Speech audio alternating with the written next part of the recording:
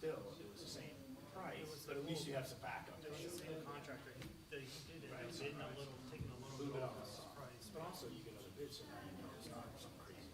Yeah, and that's similar to I just told Sharon, I said, Yeah, it's not worth it. cancel the resolution to cancel it.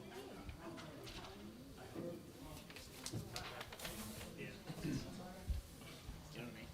I got do that. You wanna meet Councilman? Yeah. Hey, Frank? Yes. That's Ryan, he's filling in for Rick.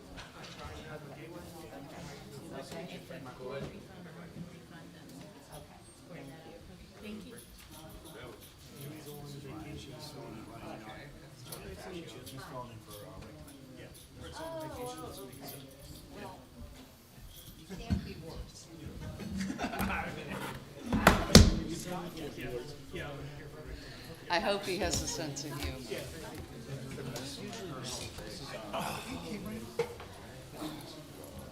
Oh, can you turn my phone off before I say that? What, turn your phone off? You said that's the best news? Turn your phone off? Or you wasn't even talking to me? How's it going? Going good. Yeah.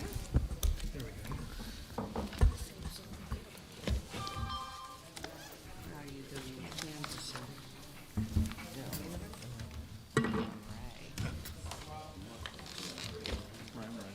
And yours won't fill in the trash can. Good evening. Please rise for the Pledge of Allegiance.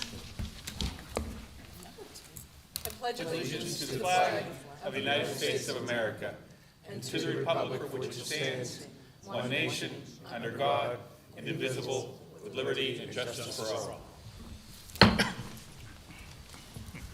Roll call, please. Mayor Calabrese, Present. Councilor Fascio, Present. Councilman Brodnicki, Here. Councilwoman Sapp, Present. Deputy Mayor Pecora. Present.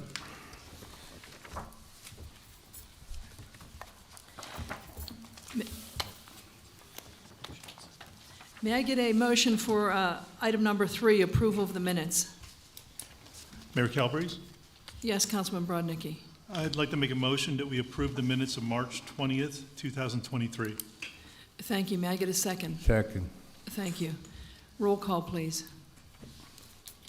Councilor Fascio, Yes.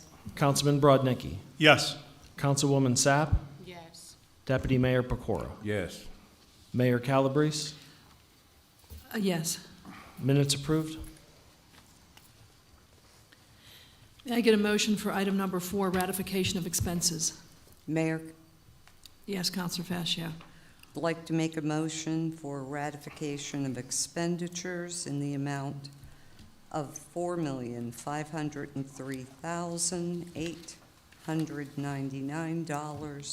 $4,503,899.29. Thank you. May I get a second? Second. Thank you. Any comment from the public? Any comment from council? Roll call, please. Councilman Brodnicki, Yes. Councilwoman Sapp, Yes. Deputy Mayor Pecora, Yes. Mayor Calabrese, Yes. Councilor Fascio. Yes. Expenses approved. The next part of the agenda is for public comment on non-agenda items for residents that have signed up a week in advance to address mayor and council on an item that's not on the agenda. When I call your name, please come to the podium, speak clearly and close to the microphone so that it can be recorded, and please state your name and address. Felicia Harvey. And also keep in mind there is a 3-minute rule on the public comment.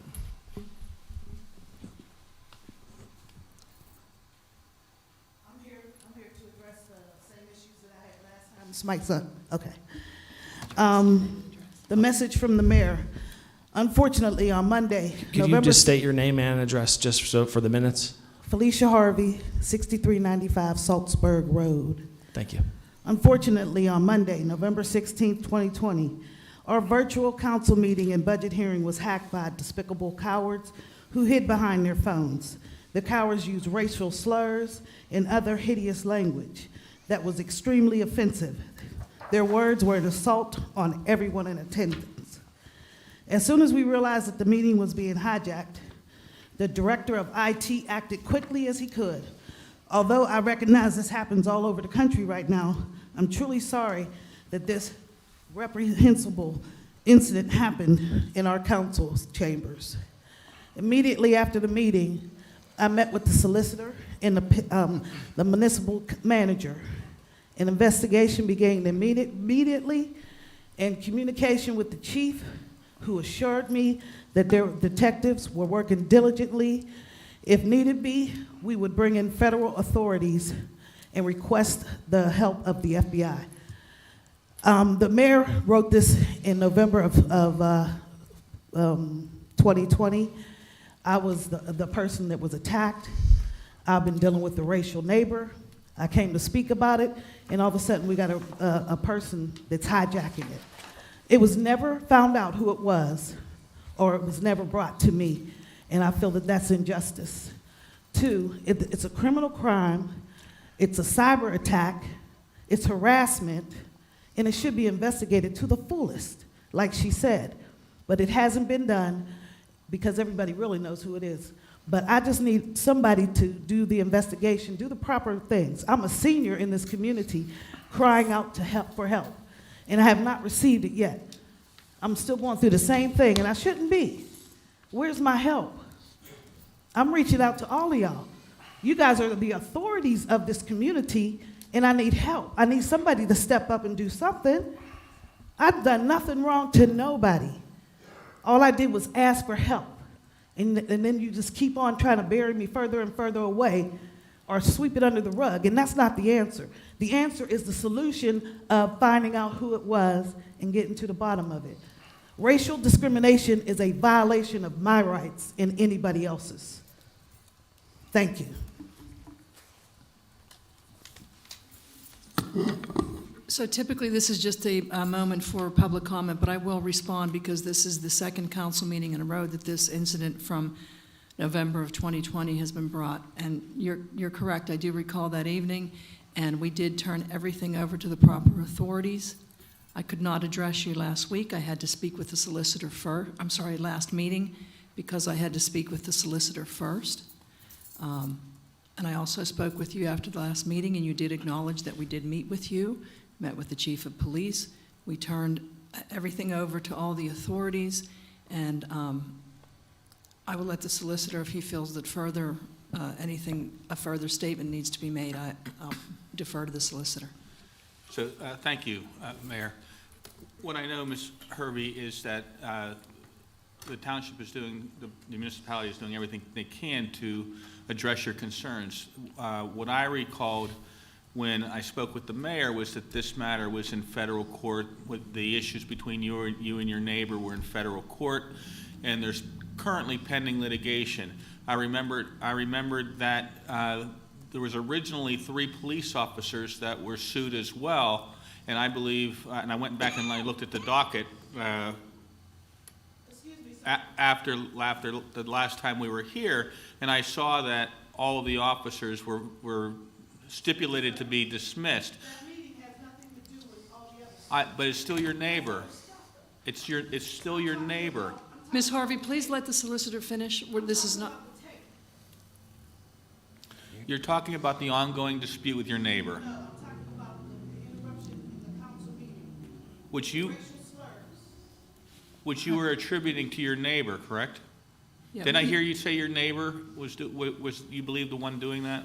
Yes, I did. Okay, and that's all tied up in your federal lawsuit, and I know it's new allegations, but I can tell you that everybody is looking at it. We're looking at it through our IT, but my advice to this municipal council is that litigation has to wrap up. That right now you have an ongoing litigation that had municipal officials in it, and we need to allow that to conclude in a proper fashion while we continue to investigate your matters. While the police, the IT, and everybody else continues to investigate your matters and come to a conclusion with regard to those racial outbursts. And I was here, I saw those. Okay, so that happened in 2020. There was nothing Okay, ma'am. Mayor Calabrese, I'd like to have a word, please. Yes, Councilwoman Sapp. And this is just directed to Ms. Harvey. Ms. Harvey, I do sympathize on your situation. However, we've talked about it, and since you did just make the distinction of what you were speaking about at the podium versus your court case, I just want to say to you that unfortunately, you know, with the Zoom calls and during the pandemic when Zoom was all new to everyone, it's unfortunate that we had that hacker. I'm the same color and race as you are. However, I don't know that we'll ever find out who that person was. So I just want to, you know, respond to you publicly. I did not personally do the investigation. We turned that all over to the authorities. However, what I am trying to tell you that may never, ever be found because it's cyber, it's worldwide, it's hacking. Everybody does have an IP address, but I just wanted to respond to you just so that you know that I am aware, and I was on that call as well. I was offended as well, but I'm just saying that may never.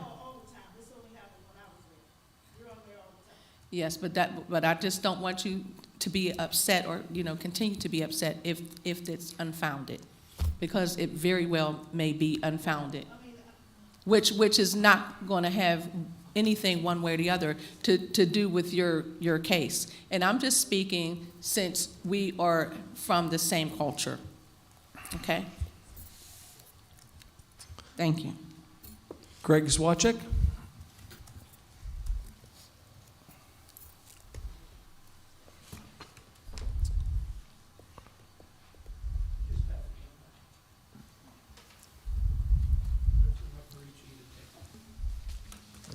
You know the three-minute rules, Mr. Swachik, and to state your name and Okay, thank you for reminding me. Greg Swachik, 648 Gramick Lane.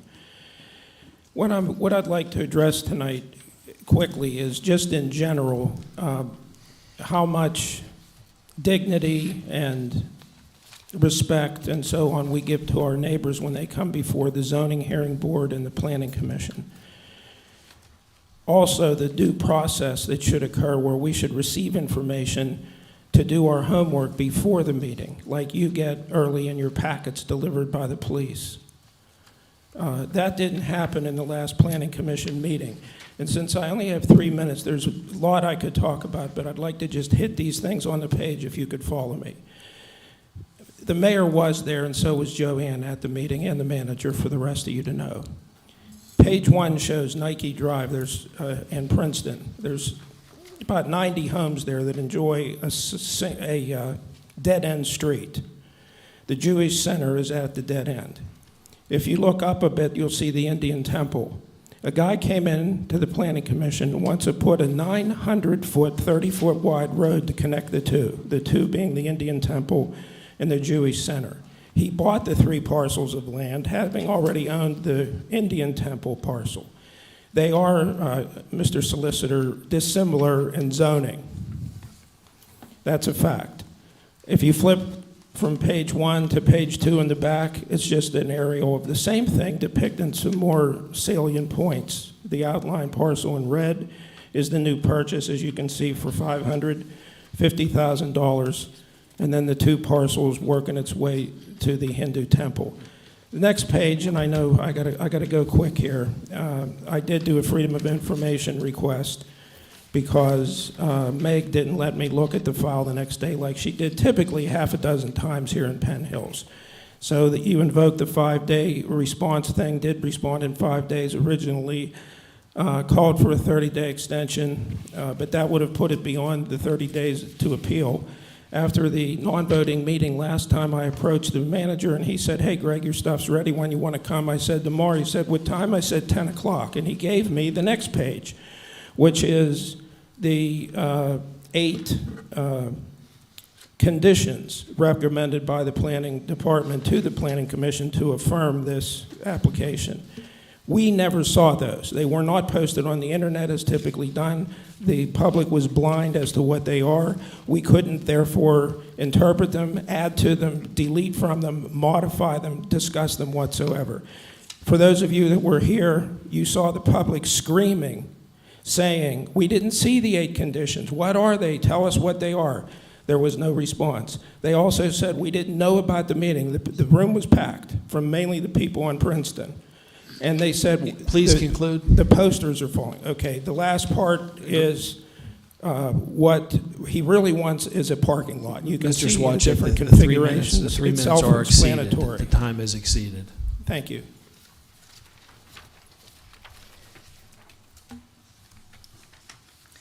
May I get a motion for item 6A? Mayor, I make a motion that we vote on item 6A, a resolution 2023-13, approving the substantial amendment of the 2019 Community Development Block Grant Annual Action Plan. Thank you. May I get a second? Second. Thank you. Any comment from the public? Any comment from council? Yes, Mayor, I was just wondering if Chris could just clarify to the public what this entails, please. Yes, absolutely. We received CDBG CV funds. They're COVID-related funds. They can be for mortgage assistance and rental assistance and also ventilation improvements, things like that that would address COVID issues. And we originally, this is going to be a project to improve the ventilation system in the senior center kitchen. And so we're going to try to use some of those funds, the CDBG CV funds. This was not originally in the budget. So I'm asking Mayor and Council to approve a resolution to do a budget amendment. This budget amendment, when you're creating a new activity, has a 30-day comment period. It's advertised. It was advertised. It's had its 30-day comment period. We received no comments. Okay, and Chris, do you know how much the amendment will be? The amendment is for $40,000, but the project I suspect is going to be about $26,000. Okay, thank you. Thank you. Any further comment from council? Roll call, please. Councilwoman Sapp, Yes. Deputy Mayor Pecora, Yes. Mayor Calabrese, Yes. Councilor Fascio, Yes. Councilman Brodnicki, Yes. Resolution 2023-13 approved. Thank you. May I get a motion for item 6B? Mayor Calabrese? Yes. I'd like to make a motion that we approve the Resolution 2023-14, approving the Community Development Grant Program for FY 2023 in the HOME program. Thank you. May I get a second? Second. Thank you. Any comment from the public? Any comment from council? Yes, Mayor Calabrese, I'm going to ask Chris to do the same thing again, please. Thank you. Yes, this is the fiscal year 2023 CDBG program and the home program. We've had several public meetings leading up to this point. Penn Hills, as I think you know, is a entitlement community where we receive funds from HUD, the federal government, each year. And this resolution is to pass a budget for the use of those funds. We received an allocation of $674,064, and we'll receive approximately $35,000 in program income to make the total budget of $709,064. As I said, we've gone through the meetings, several meetings before we had one here in this council chambers, just with the planning department, another one with the planning commission, and we believe that we have a good budget here. We're looking forward to carrying out these projects. I do want to note that one thing that is different this year. Many times the projects are very similar to what you've seen in the past, but you'll see that there's housing counseling services is a new activity that would be a public service, and really what's happening there is that the homebuyer assistance program has been extremely successful, and however, when you use home funds, the home funds have a cap as to what you can spend on administration. So if you have $130,000, that's $13,000 in administration. And our consultants at Action Housing, it's taking quite a bit more time to take a family to the closing, to go through this entire process. It's a complicated process, and it's a unique program. We're the only community in Allegheny County that has this home buyer assistance program. And so what I've done is I'm going to spend the intent. The proposed budget tonight would be to spend the entire $130,000 on assisting for the homebuyer assistance program, and using a separate account of $30,000 to pay the Action Housing to help families and assist them through housing counseling and getting their credit straight and things like that, what it takes to get to the closing. And it's really just to pay for the services that they're providing. And by not using that $13,000, like say that 10%, that'll allow us to assist another family in purchasing a home. Okay, that's a good explanation, but I still have a question. So on my paper where I see the proposed projects, in the one column I see the budgets and then I see the public services. So under that, I see that number goes across the board. But for example, the single-family rehab, that 40,000, then it goes to zero. Yeah, the public services, those activities like food pantries, housing counseling services, the Penn Hill Service Association, Ruth's Way, those are public services. So the reason that they're separated is that HUD would prefer that we use these funds, the CDBG funds, on brick and mortar projects. So that would be construction with putting a roof on a community center or HVAC improvements that last a long time. And even with our CDBG reconstruction, we don't call it CDBG paving, we call it CDBG street reconstruction program. And we mill it to a further depth than some streets would, some communities might when they're paving. So we get to a deeper depth, more asphalt, and it lasts longer, and that's to make those HUD funds, that CDBG funds, go further. So then those food pantries, those are public services, and there's a cap on public services. So if you see at the bottom, it says currently it's 15%. We max out what we're allowed to use. So for a $709,000 budget, that's about $105,000, I believe, in public services. And those are many of the things that organizations come to you for. They often come to you and say, can you help us with this activity that we have, these programs? And then you'll often hear me say, those are like, in order to fund another activity, we'd have to take money from the Service Association or take money from housing counseling. So unfortunately, there's a cap on the public services, but like I say, that's because HUD would prefer that the money go to projects that last longer. Although they're great projects, the food pantries and things like that, the money is spent and the goods are used. So that's like a catch-22, but it's a good catch-22. Yeah. Okay, thank you. Any further comment from council? Chris, this money is for, often used for the community centers like McKinley, for example. Yeah, I budget about $20,000, I believe, for each community center, the different buildings. And typically, projects cost far more than that. So sometimes we kind of have to build up a little bit. So you'll see, you kind of hope that there isn't a need at one center, and then so as things go on, then you have a sewer break like we had at McKinley, and you have the funds to cover something like that. But yeah, so when we talk about brick and mortar projects, those are the kind of funds that we set aside for those buildings. And if there was something that we really significant that we needed to do, the stormwater costs $130,000. Sometimes I've had to move money from one building to the other to try to cover that cost of that expense. But we try to put a little bit in each building each year. I do see that Mr. Chipinelli from Planning is here, and McKinley Center is also a satellite to the Senior Center. And I would like to recognize you because I'm told by the manager and by Mr. Blackwell that you have really facilitated using these funds in a proper way to bring McKinley up to code in a lot of ways. So thank you very much for that. I'd also like to say that I do want to say something. I want to invite everyone to the Arbor Day at McKinley on May 6th from 2 to 4. And the Shade Tree Commission are going to plant 15 trees. Get a microphone? I'm sorry. May 6th, 2 to 4, McKinley Center, Arbor Day, and the Shade Tree Commission is going to plant 15 new trees around the new playground. And the community center in McKinley has been totally rehabilitated. We're so happy that we work with Chris Blackwell and Scott Andrew Jack in rehabilitating the place. We took it over from a good people. Joanne was the director there, and we've enhanced the department. We spent a lot of money. We put a lot of money into it too. But it's fantastic. So I want to invite everyone to Arbor Day. You'll love it. Thank you very much.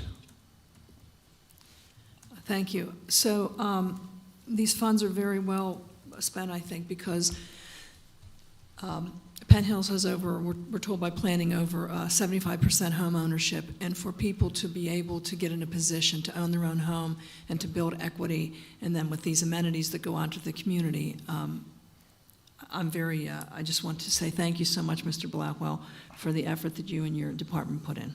Thank you very much. Roll call. Deputy Mayor Pecora, Yes. Mayor Calabrese, Yes. Counselor Fascio, Yes. Councilman Brodnicki, Yes. Councilwoman Sapp. Yes. Resolution 14 approved. May I get a motion for item 6C, please? Mayor Calabrese, I'd like to make a motion for resolution number 2023-15, awarding a contract to Marker Construction for Senior Center Sidewalk Repair Project for $64,999. Thank you. May I get a second? Second. Any comment from the public?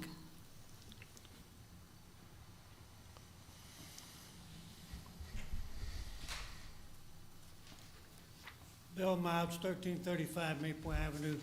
I was wondering, how many bids did we put out to get this done?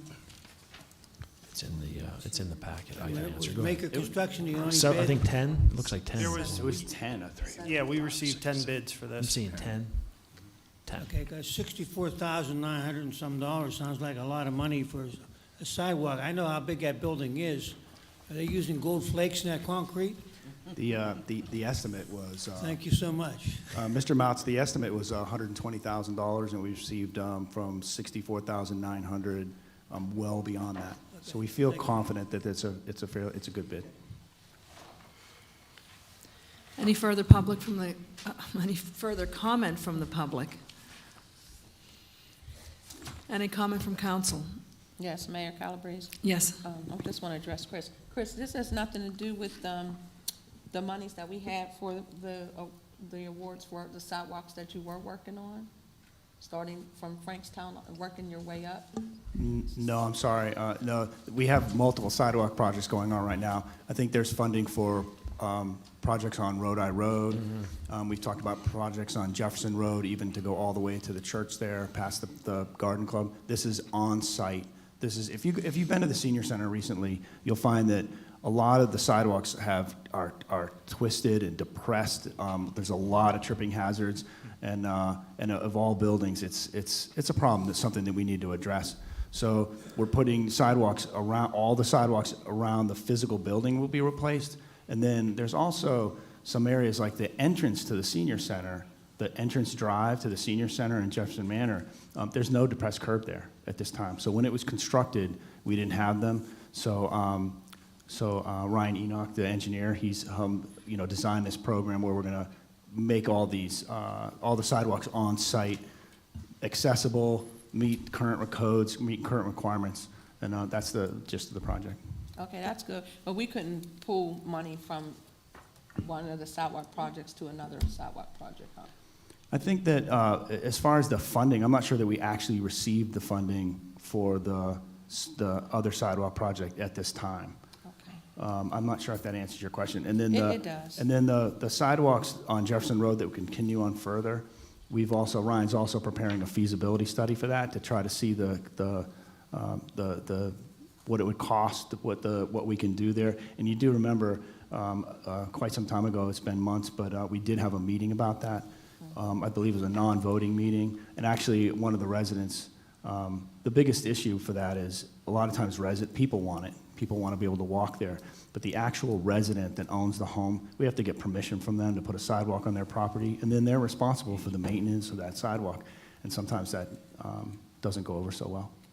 I know you've been doing a good job with sidewalks, because Penn Hills really needs sidewalks. I just needed that clarification. Thank you. Sure. Thank you. Thank you. Any further comment from council? Roll call, please. Mayor Calabrese, Yes. Counselor Fascio, Yes. Councilman Brodnicki, Yes. Councilwoman Sapp, Yes. Deputy Mayor Pecora. Yes. Resolution 15 approved. Thank you. May I get a motion for item 6D? Mayor, Yes. I'd like to make a resolution to approve Resolution 2023-16, awarding the Penn Hills 2023 Blight Remediation Bramble Street Landslide Repair Project to Independent Enterprises, Inc., in the amount of $125,500. Thank you. May I get a second? Second. Thank you. Any comment from the public? Any comment from council? Yes. Yes. Chris, I think it's directed to Chris. This will complete the remediation from that landslide in that area? Yeah, yes, we hope so. Okay. Penn Hills, Meg Balsamico and Damian Buccilli received grants. We've got probably $1.3 million in grants to resolve the landslide issues of about 11 homes, I believe it was. And you remember you passed ordinances to purchase the property. So we're trying to make these folks whole. So we've received grants where we're purchasing the property, demolished the structures, and then paid the residents the balance to try to assist them with the funds, Right. you know, as a result of these slides. And this now, it's still a slide-prone area. So with assistance of Gateway Engineers, now we have a remediation plan to stabilize the property so that it doesn't happen again. Okay, thank you. And this will complete that. Your question was, yeah, this should complete the landslides and hopefully resolve these issues. Thank you. Thank you. Roll call, please. Councilor Fascio, Yes. Councilman Brodnicki, Yes. Councilwoman Sapp, Yes. Deputy Mayor Pecora, Yes. Mayor Calabrese. Yes. Resolution 16 approved. May I get a motion for item 6E? Mayor Calabrese? Yes. I'd like to make a motion that we approve Resolution 2023-17, awarding a contract to Urban Design Ventures for consulting services for preparation of the 5-year consolidated plan, action plan, and technical services related to the Penn Hills Community Development Block Grant Program. Thank you. May I get a second? Second.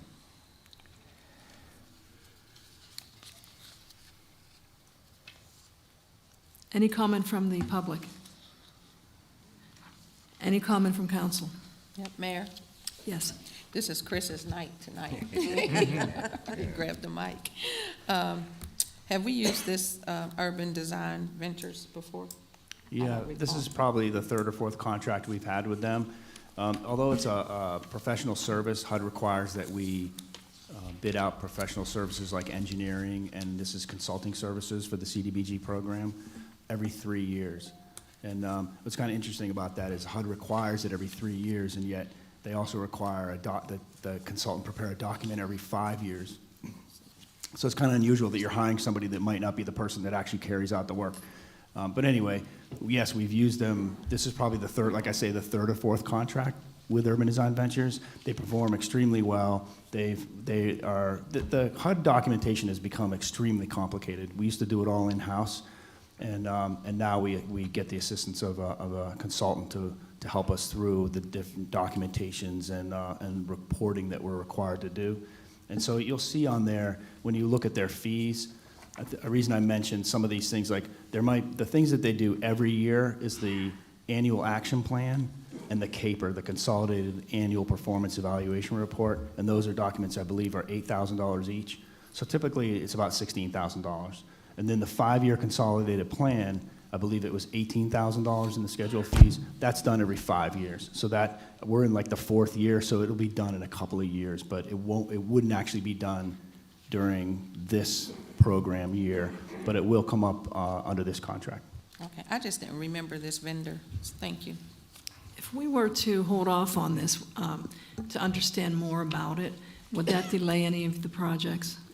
Yeah, actually, I think this contract really, it's a little bit out of date right now. It wouldn't delay projects, but they really started, I think they really started in January 2023. So we bid this out in December. We're just getting to the resolution now.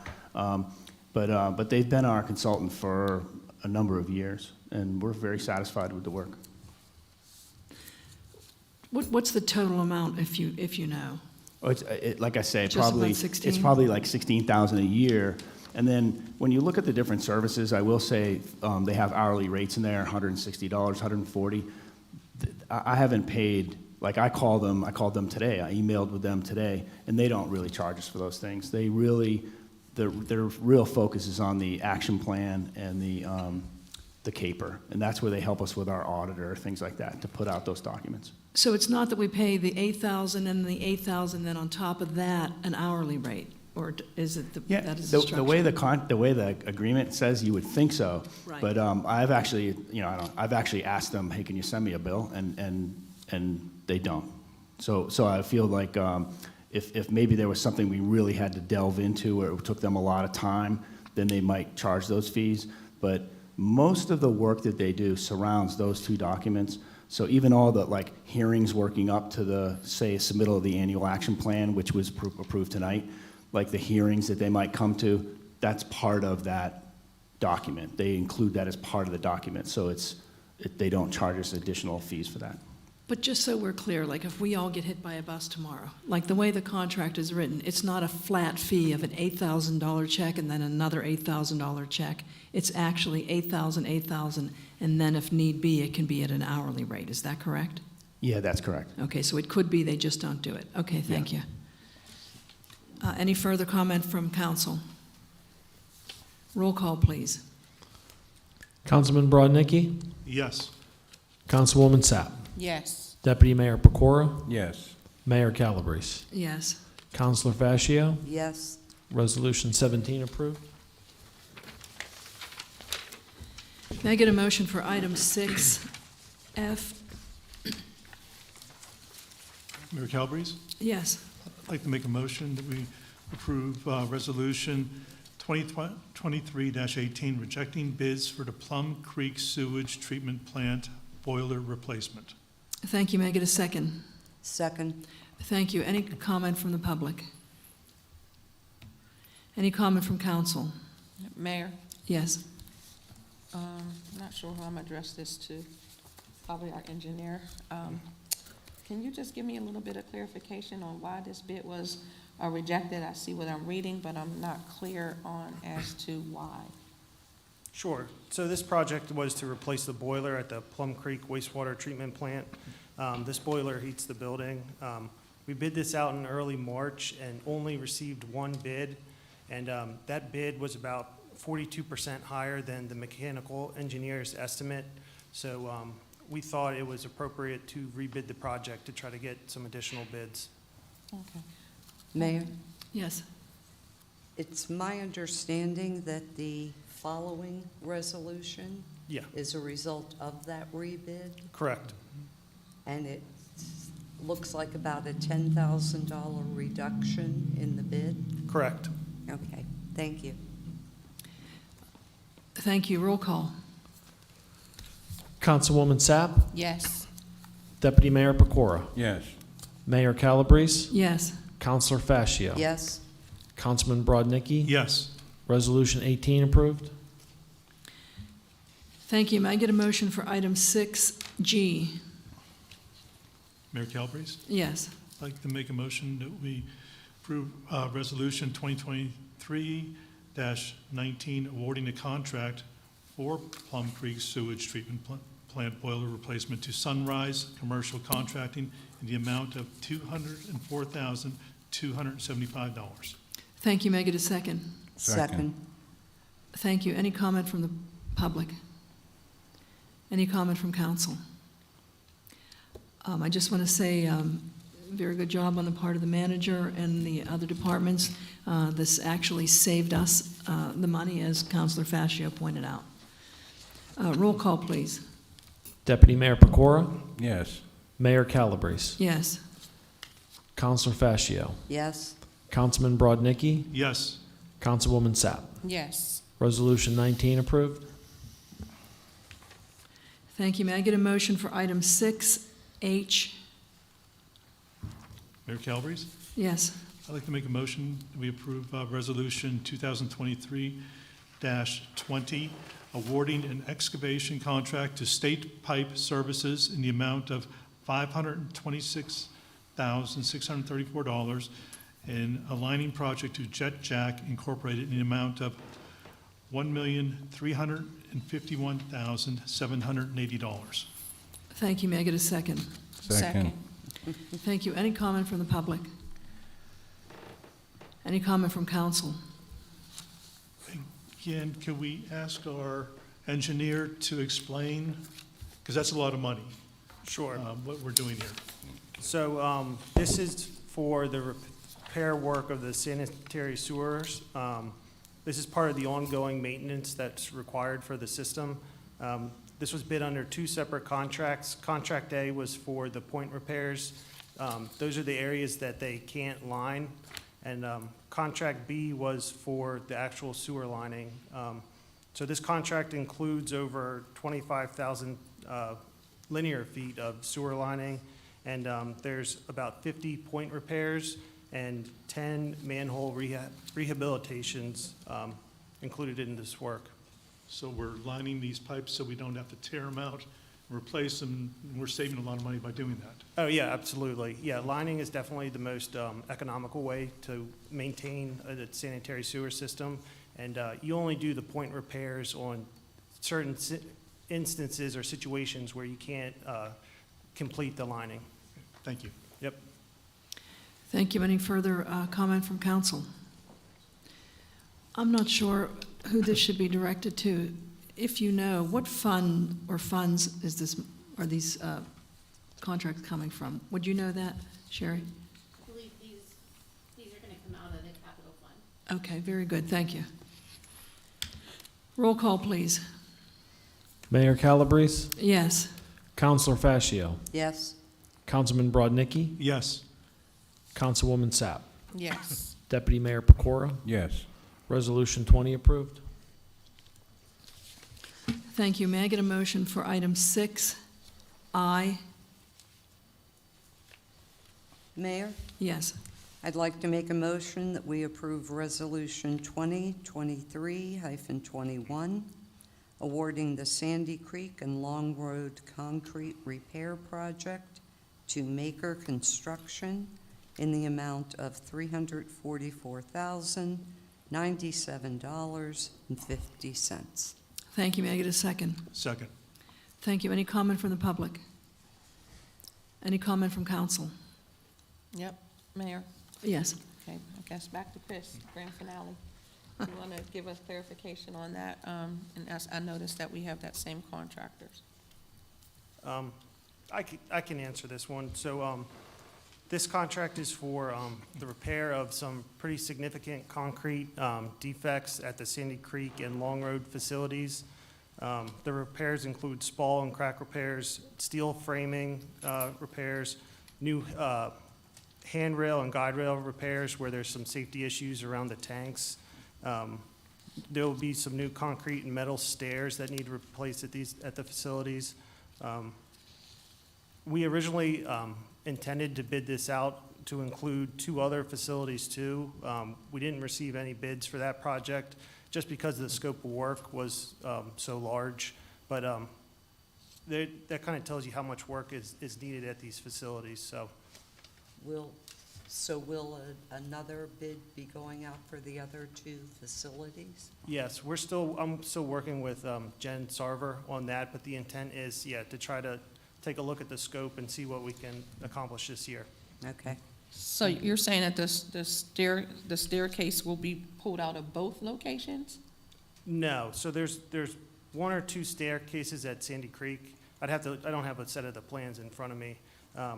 There's actually probably less work at Long Road, but the majority of this work will be just for the Sandy Creek facility. Okay. Is it possible that I can get a copy of what that drawing or that development will look like? Yeah, absolutely. Okay, thank you.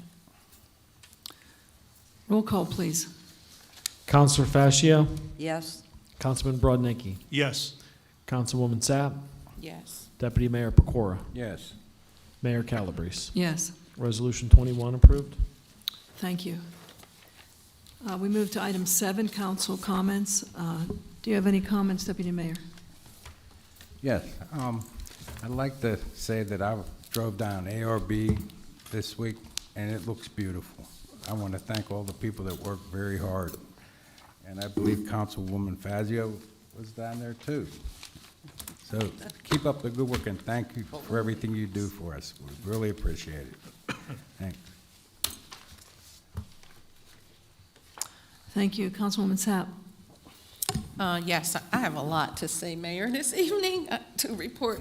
First, I want to just double back real quick and say thank you, Felicia Harvey, for coming out this evening and continuously making Mayor and Council aware of your situation. And I do want you to know that we are very much aware of it, and I personally am very watchful of your situation. So I do want you to feel safe and secure by being a resident here in Penn Hills. And I think you're doing the right thing by making it a paper trail to let us, reminding us of what's going on.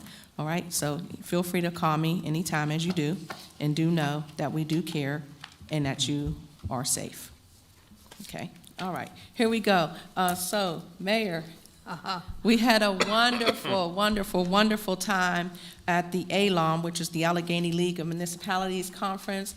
Myself, Mayor Pauline Calabrese, and Councilman Mark Brodnicki. We had a full 4-day. I don't even know how we're sitting here because my eyes are like this. So I just want to bring back this report as we said that we would. We met with Duncan Financial Group, and they're located right here in Irwin, and it's an insurance and risk advisory firm. So I met with Stephanie Body, and you may be aware of her, Chris, because everybody knows you there. You have such a well reputation. We discussed that their company is offering free safety training, and that they are offering it to municipalities, public works departments, and we don't have to be a current client to take advantage of these free trainings. So I want to make note, Scott, that if we have any upcoming trainings or new certifications that need to be put in place, that Duncan Financial Group is definitely offering them for free. So that should be a huge cost savings for us. And if there are any additionals for public works, it may be able to save us some additional savings on our existing insurance premiums. I'd be happy to look into it. Okay, all right, that's great. Then Mayor Calabrese and myself, we had the opportunity to meet with the district attorney, Stephen Sapala. We discussed a few Penn Hills concerns, and we were able to get him to agree to spend some personal time in person here in Penn Hills with us right after the election. So depending on how that goes, we may have some time with him. And Mayor Calabrese and I were very satisfied with him agreeing to come in and spend that time with us to address our concerns. Also, he did tell us that we have 5 new additional cameras coming. So we're thankful for that. I also had an opportunity to meet with the PA Local Government Investment Trust.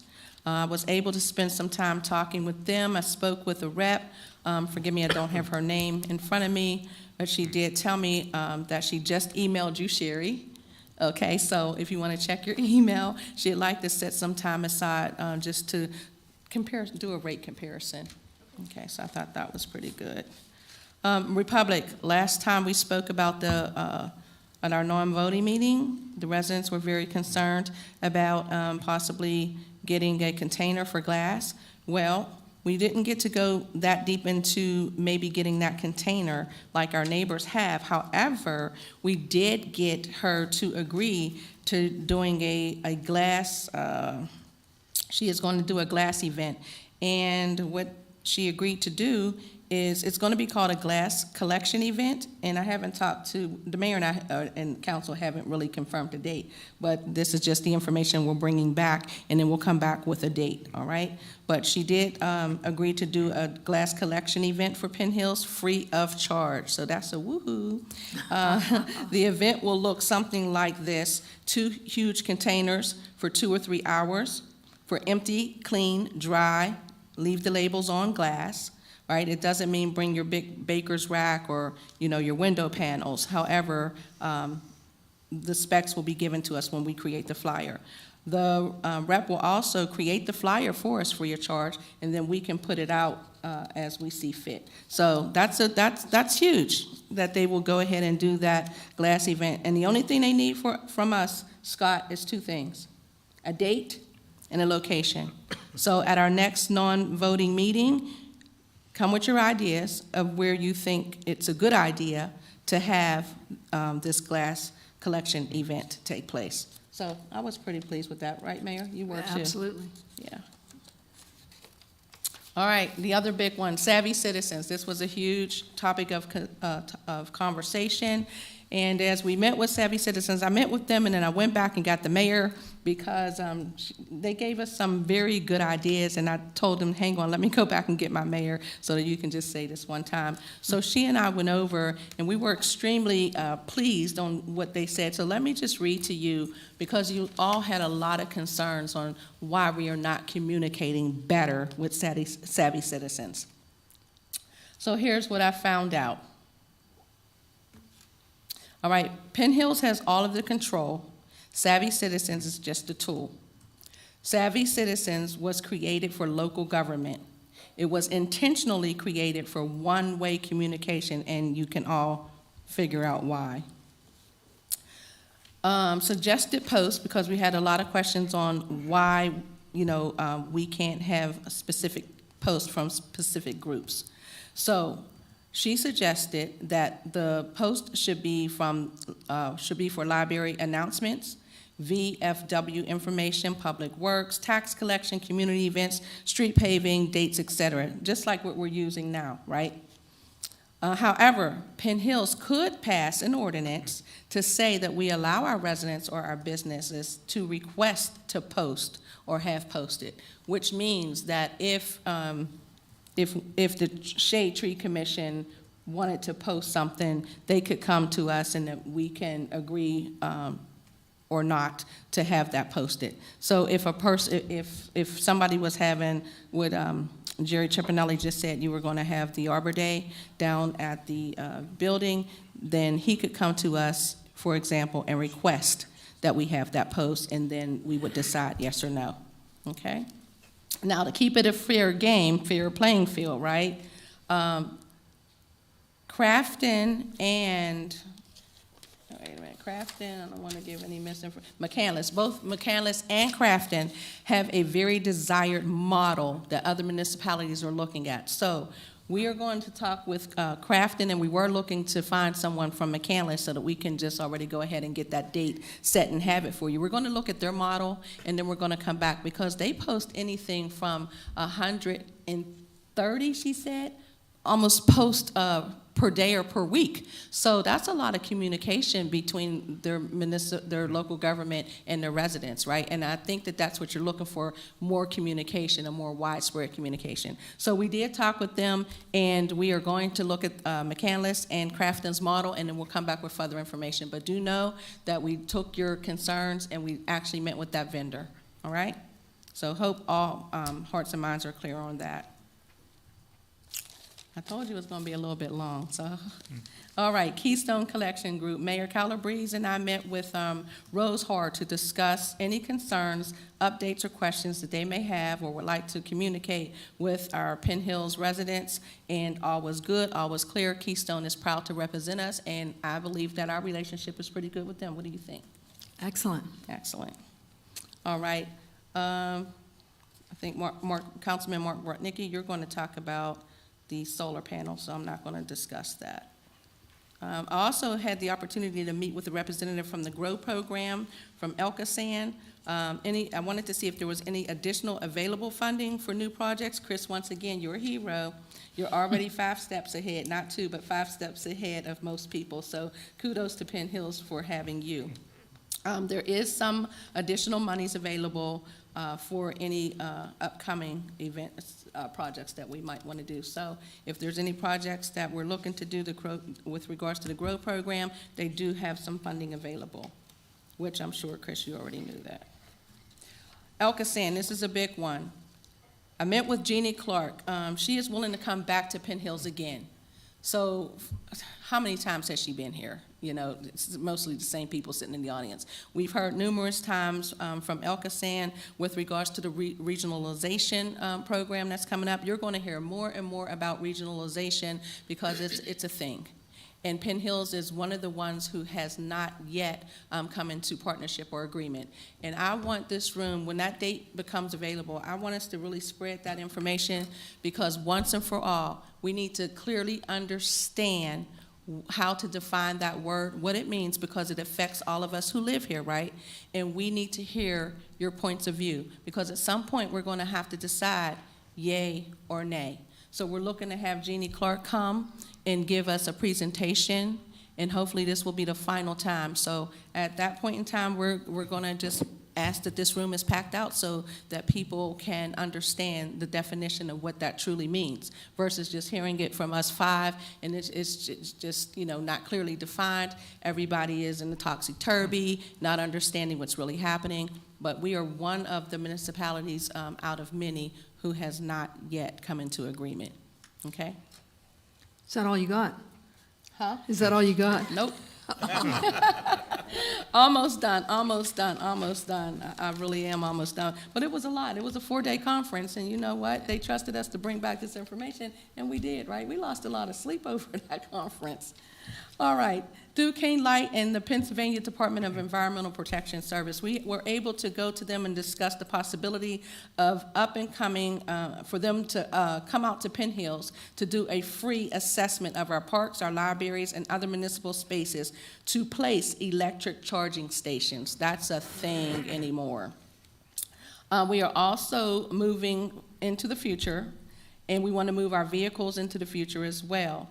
Right, we want to be able to have cost savings on our fuel, and Penn Hills has to prepare and be ready for that change. So with that being said, we once again asked them if they would be available to come out to Penn Hills, do a presentation. They said yes, they're going to come and do a free assessment of our municipal spaces, because people are moving their cars into the future now.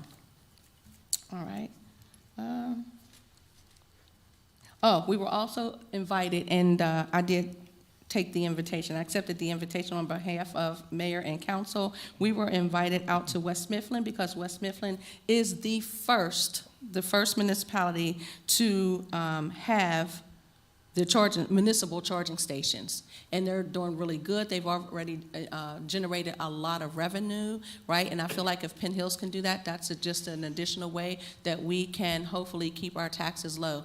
We haven't raised them in a long time, and so if we can find ways to generate revenue and help our municipality and our public, I think that's a win-win situation. So, Mayor, hopefully they're going to be contacting you. If you can get a date, and then we can all look at our calendar, sync them, and then go out and take a tour of West Mifflin's stations. That would be great. That's interesting. I think that's very exciting. All right, finally, I want to report and tell Mayor Calabrese and Councilman Mark Brodnicki that it was an absolute joy and honor to serve and represent Penn Hills with you at ALON. It really was. You all were very professional, you were ethical, you're knowledgeable, and you were very respected. I couldn't have been more honored to serve over the last 4 days with you two. Thank you so very much for allowing me to work alongside of you. That's what a team looks like. Thank you. Not to go out of order, but likewise, it was honestly, truly, Penn Hills was very represented. I was very proud to stand with you, Councilwoman Sapp and Councilman Brodnicki. Very, very proud to be representing Penn Hills. Thank you so much. Councilor Fascio. No comments tonight, thank you. Councilman Brodnicki. Yes, we learned a lot at this conference. You can't get all the answers while you're there, because you're only in there for an hour or two in each meeting. But a couple of things I picked up were, as far as energy goes, there's a lot of green buildings around here now. Forest Hills Municipal Complex is green. I've talked to some people from Connect, and that's the Congress of Neighboring Communities, and they have a GET program, which I plan on going to a meeting first week of May, as far as placing solar panels on the roof to make this a green building, self-sustaining. I need to find out more information, because, I mean, Pittsburgh is in the top 4 cloudiest cities in the country. So I want to make sure it works, but there's funding available. Our state rep, our new state rep, Mr. McAndrew, he's in favor of this. So maybe we get some money out of that, and we can move forward on it. But we need more information. There's that. Let's see, the West Mifflin electric cars was a great idea. Thought it was in there with Councilwoman Sapp.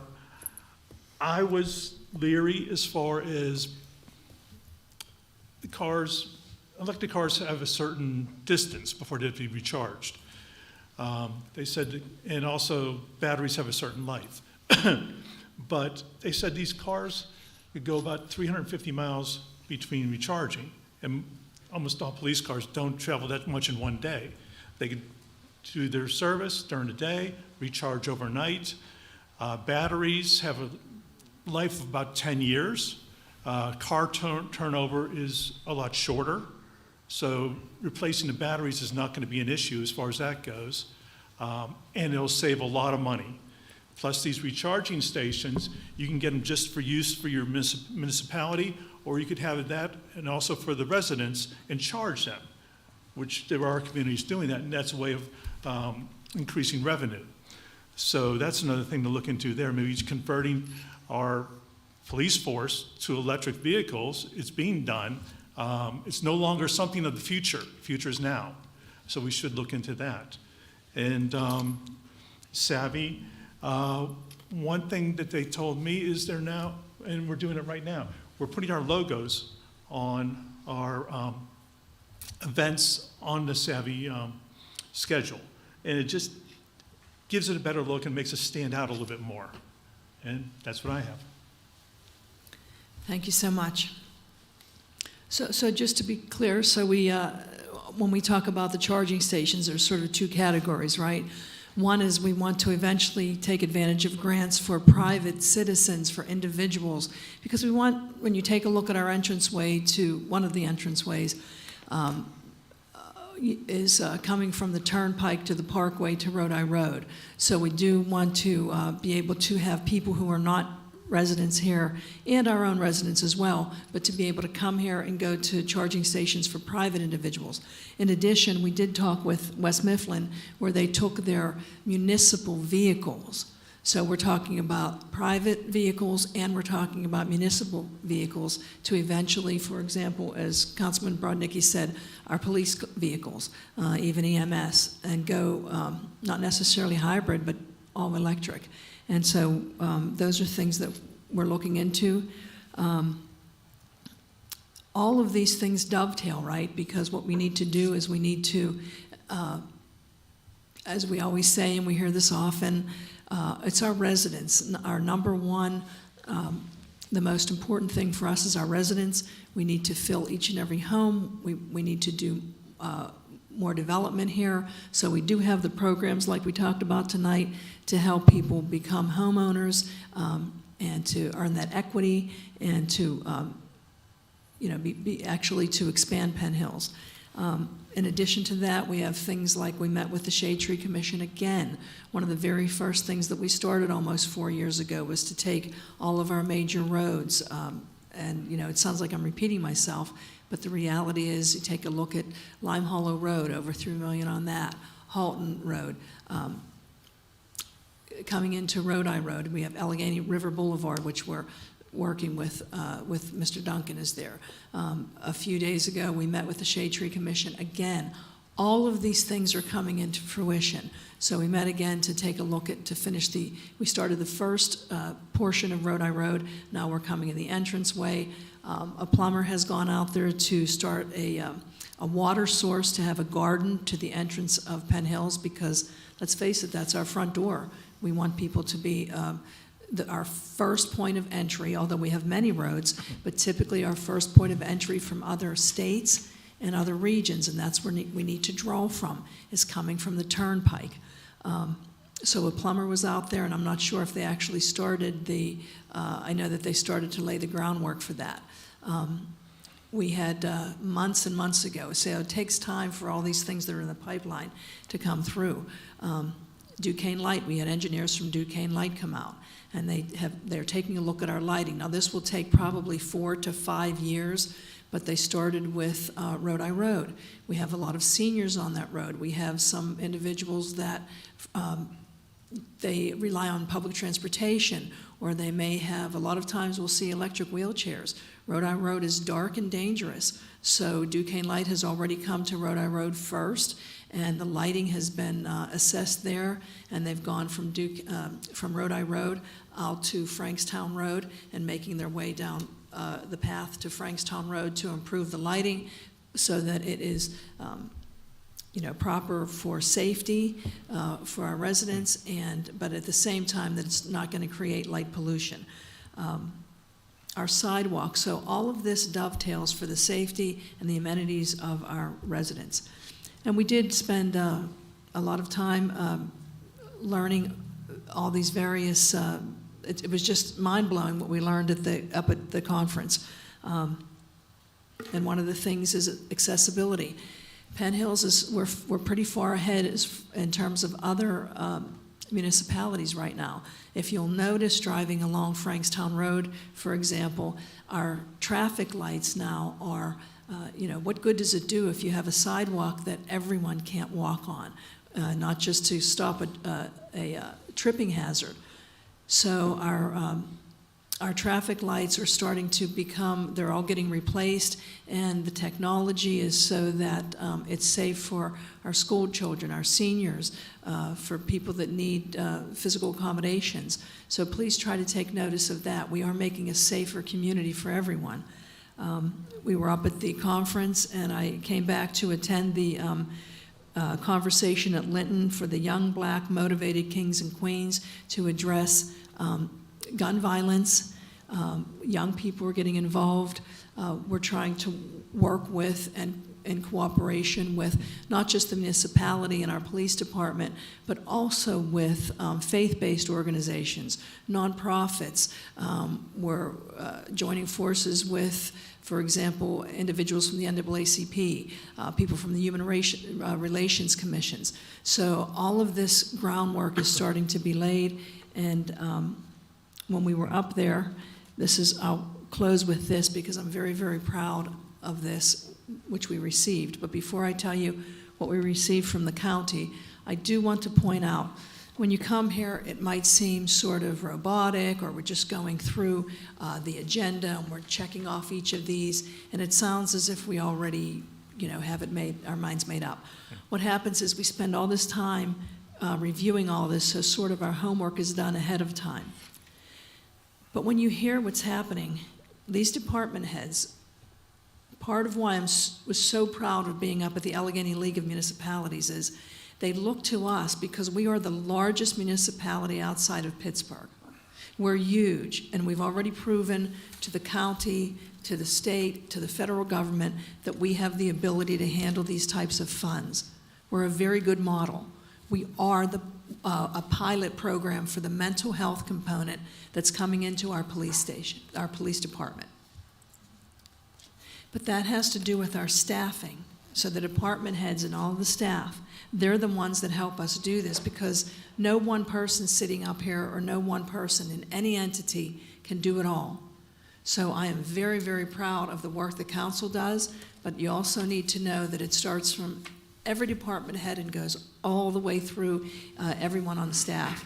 Raina Mixon, who many of you might see when you come in the front door, she's the first smiling face. She's the face of our municipality when you walk in here. She was with us up at the conference. I can't tell you how many compliments we got on Raina. She's not, quote unquote, just someone who's meeting you at the door. She's really our face and our greeter, and she's so professional.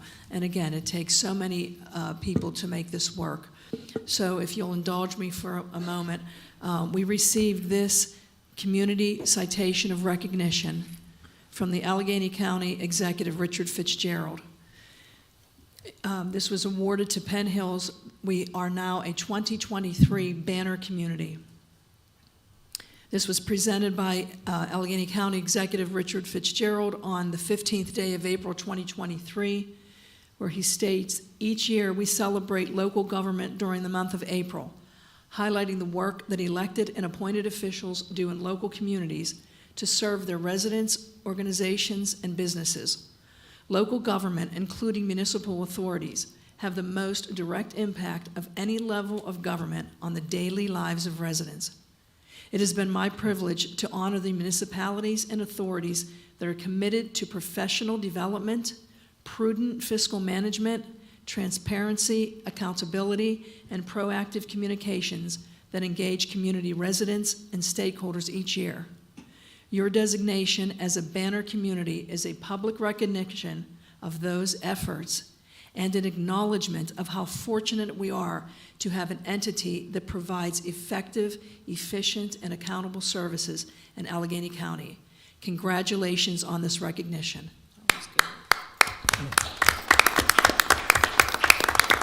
And again, that means all of you volunteers out there, all of you residents that show up, everyone, every individual in Penn Hills. This is for all of us. Thank you so much. Have a good night. The meeting's adjourned.